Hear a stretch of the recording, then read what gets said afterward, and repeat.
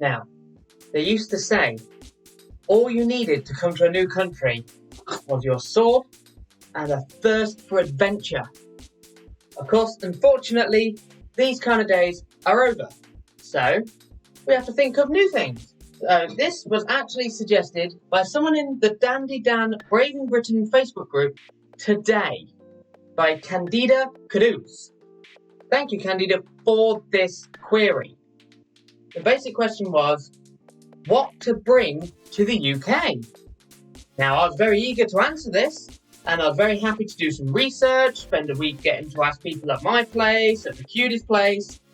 But then, one of our other lovely guests, Candida's friend, perhaps, Cecilia, then brought in another message to say, oh yes, do this by tomorrow. So, suddenly, I went from having a week to prepare to about 18 hours. Here we go.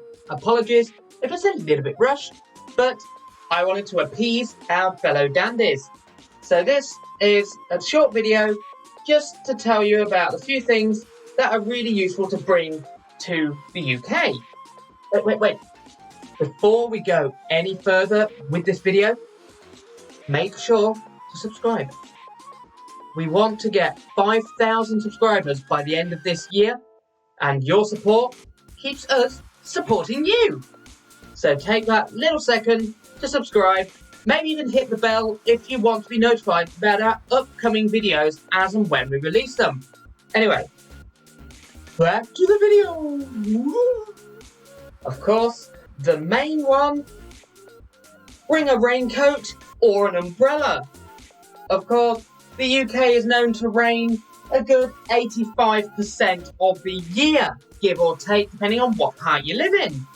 So coming here with your big floppy sun hat, coming here with your parasol ready for the blistering heat. Surprise! Not happening.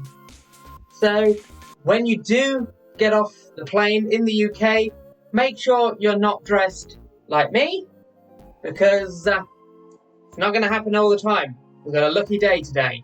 One of the other really handy things that the Cutie actually suggested was one that was quite weird to me, because it's not something I've ever had to deal with.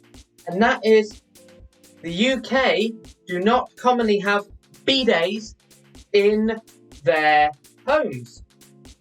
Now, for me, never been a problem. Never used a bidet in my life. Apparently, it's kind of a big deal over where you guys come from, wherever that is. She recommended, especially for you Filipinos out there who know what this means, bring a daba or a bucket and dipper so that you can clean your not gonna go there. Really? So she recommended that because she don't like cleaning herself with toilet paper. Another really great sort of idea that actually came from one of my colleagues, Miss Dorina Joseph. Make sure to check out her YouTube channel where she bakes cakes, Jo Bakes. Bring some spices and dried foods from your own country. Let's face it, you're coming to a new culture, a new climate. You're gonna feel a bit homesick. That's all right, we understand. Now, of course, there are Asian and, world international stores in the UK, but you got to remember, we import it. We got to pay import tax, especially with everything that's going on at the minute in Europe. It's getting expensive. So when you do come over, bring a few of your little home comforts. Bring your spices, your mum's secret recipes. Bring whatever you want. Dried foods, sauces. As long as they're not perishable, you should be all right. And of course, be careful carrying things with glass. You do not want your entire suitcase to be wearing it. Also, another thing about this, the international stores over here, yes, they do their best to import products, but due to the strict UK and European sort of guidelines and food safety, it's not always going to be the same. The flavours aren't going to be quite the same, if you get my drift. But never mind. Now, we actually also had a really good suggestion. Now, I am going to look at my little paper here because I don't want to botch this name. It is a Menaha Krishnan, I'm so sorry if I said that wrong, had a fantastic comment, which was, bring your certificates. Abso-blooming-lutely! Bring your nursing certificates, bring any relevant trainings or qualifications relating to nursing or advanced healthcare. They're going to help you find other roles if you choose to go up the ladder. That's just a given. And of course, if you do have a driving license, bring it. Because for the first year, you can use your international license. And while you're doing that, you can then start doing the UK adaptation and learn to drive on the other side of the road. Which, sorry, we like to be different. Anyway, then we move on to, I suppose, what you could call the largest point. Now, this is going to be pretty much the rest of the video, and it is money. Money, money, money. Of course, money is sadly the way of life. And coming to a new country with new cultures, new currency, new exchange rates, new imports, all that sort of thing, you have no idea. No offense. Now, this is a big sort of spectrum here because it entirely depends on where in the UK you're going to live. Places like London and other major cities, of course you're going to need a bit more because you're going to have things like public transport, which can still work in the rural areas, of course, but London's got like tube and buses and it's a mess. I'm not biased. But you know what I mean. London and places like that are going to be more expensive. The house price is more expensive. You're more likely to find more expensive shops because people pay it. And one of the things about this is if you are planning to come over and you want to save money, you need to train these to look for the deals and know where to look. That's things like charity shops. Don't be too proud. This is a charity shirt. It fits me fine. Excuse the stomach. And things like reduced at supermarkets. If you go there not far from closing time, somewhere around 6 o'clock-ish on a normal day, they are starting to drop prices on everything. Like meats, fish, perishable goods, milks, butters, juices, things like that.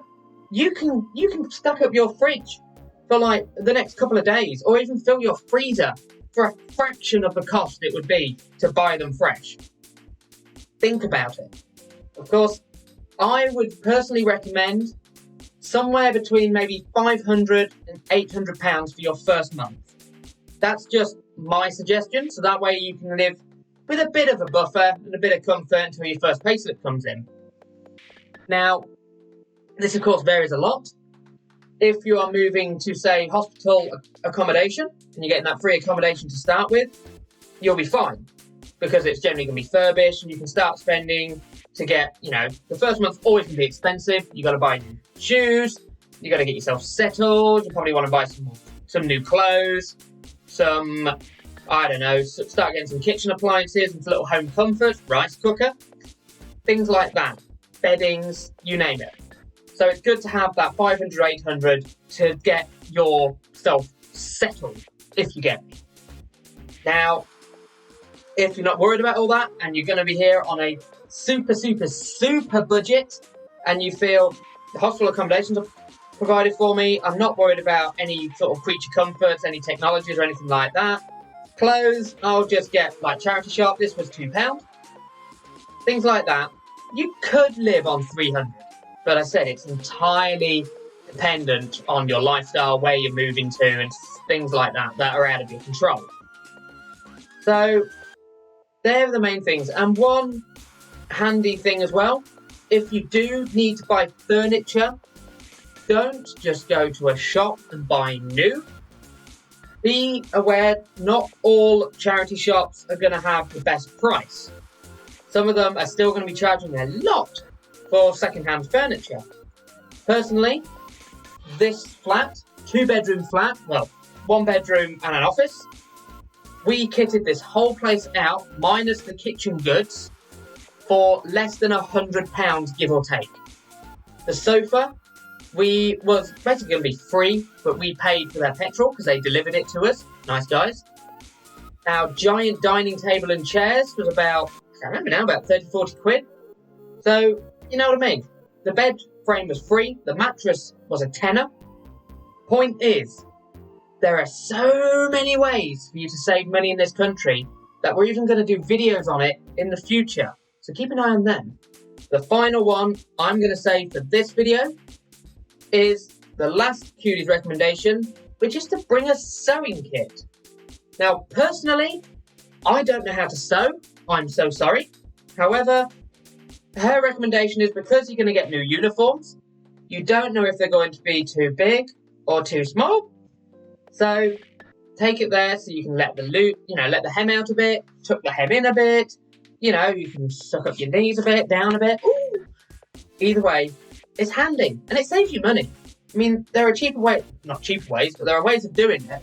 However, it's just not the same as sewing it yourself. So if I keep pulling my shirt down, it obviously needs to be taken out. But there we go. I'm sorry it's been a bit of a talky one. I've been kind of rattling my words.